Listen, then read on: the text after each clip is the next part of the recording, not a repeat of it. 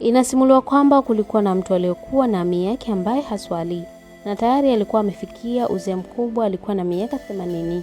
Yule mtu alitaka kumnasihi ami yake ambaye haswali, akamwambia, "Ewe ami yangu, umewahi kusikia kisa cha mtu alikimbia simba kule Afrika?"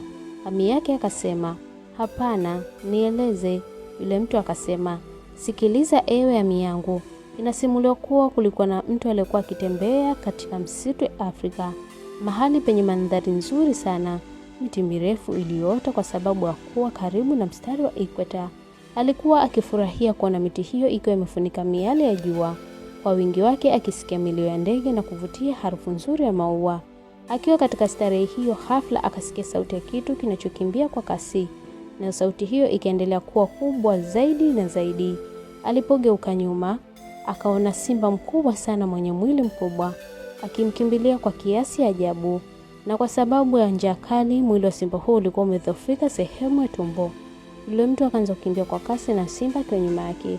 Simba alipokaribia sana, yule mtu akaona kisima cha zamani, akaruka haraka na kuangukia ndani ya kisima. Akashika kamba iliyokuwa ikitumika kuchota maji, akaanza kuning'inia humo ndani. Baada ya kupumua kwa kutulia kidogo na sauti ya simba juu kupungua, alipotazama chini ya kisima akaona nyoka mkubwa sana na nge waliokuwa ndani ya kisima. Akiwa anafikiria jinsi ya kujiokoa na simba juu pamoja na nyoka na nge chini, hafla akaona panya wawili, mmoja mweusi na mwingine mweupe, wanapanda juu ya kamba na kuanza kuitafuna. Akaingiwa na hofu kubwa, akaanza kutikisa kamba kwa mikono yake ili kuwafukuza wale panya.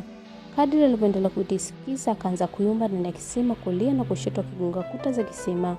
Akiwa anagonga, anahisi kitu laini na chenye unyevunyevu. Alipogonga kwa kiwiko, akagundua kuwa ni asali ya nyuki. Nyuki ambao hujenga mizinga yao milimani, kwenye miti na hata mapangoni. Yule mtu akaonja asali hiyo, akalamba mara moja, kisha akarudia. Kwa sababu utamu mkubwa wa asali, akasahau kabisa hali hatari aliyokuwa nayo. Hafla kamba ikakatika, akaanguka na maisha yake yakafika mwisho.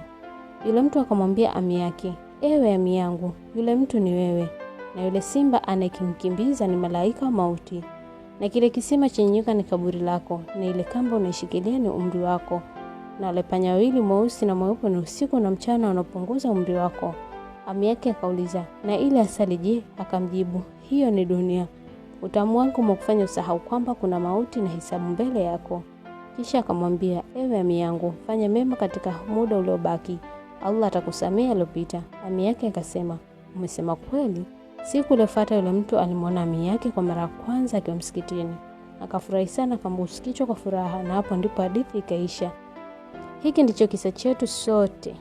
Je, kuna atakayechukua funzo?